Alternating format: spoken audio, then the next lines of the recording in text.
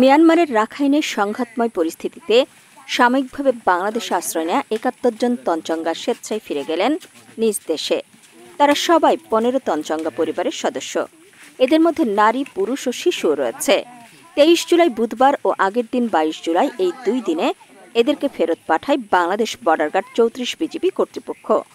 বিষয়টি নিশ্চিত করেন ৩৪ বিজিবির অধিনায়ক lieutenant colonel SM. Khairul Alam PSC. তিনি বলেন, ৩৪ বিজিবির তত্ত্বাবধানে বান্দরবানের নাইক্ষ্যংছড়ি উপজেলার ঘুমধুম সীমান্ত দিয়ে তাদেরকে প্রত্যাবর্তন কার্যক্রম সম্পন্ন হয়।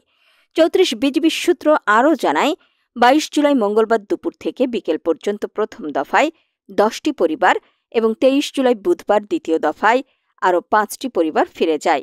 ২ দিনে মোট ৭১ জন তঞ্চঙ্গা নাগরিক সীমান্ত পিলার ৩৭-এর আমবাগান এলাকা দিয়ে মিয়ানমারে প্রবেশ করে। উল্লেখ্য, মিয়ানমারের রাখাইন রাজ্যে সেনা ও বিদ্রোহী গোষ্ঠী আরাকান আর্মির সংঘর্ষের ফলে গত বছরের অক্টোবর থেকে চলতি বছরের ফেব্রুয়ারি মাস পর্যন্ত বেশ কয়েকটি তঞ্চঙ্গা পরিবার বাংলাদেশে পালিয়ে এসে ঘুমধুমের ২২ ফাঁড়ি তঞ্চঙ্গা পাড়ায় আশ্রয় নেয়।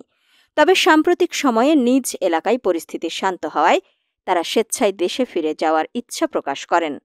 প্রত্যাবর্তনকারী পরিবারগুলোর তালিকায় রয়েছে ২২ জুলাই মোট ৪৮ জন। ওমাংচিং, ওচিংদা, মানিক্কা, মংবো, মংপুচা, কিংলা, চাতাইমং, উথাইলা, লাচেং ও মংচু তঞ্চঙ্গা। ২৩ জুলাই মোট ২৩ জন। মং এসা, মং এথুয়াইং, কিংলা থুয়াইং, চিংলাপ্রু ও গাইদসার তঞ্চঙ্গা। কক্সবাজার ব্যাটালিয়নের ৩৪ বিজিবির তত্ত্বাবধানে স্বেচ্ছায় প্রত্যাবর্তন প্রক্রিয়াটি সম্পূর্ণ শান্তিপূর্ণভাবে এবং সম্মানজনক পরিবেশে সম্পন্ন হয়েছে বলে জানান স্থানীয় সচেতন মহল।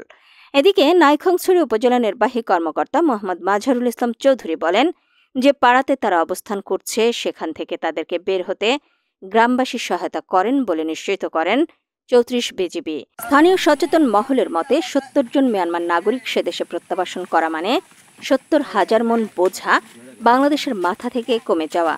সুতরাং এ কাজটি দেশের জন্য খুবই কল্যাণকর। তারা ৩৪ বিজিবিকে এজন্য ধন্যবাদ জানান।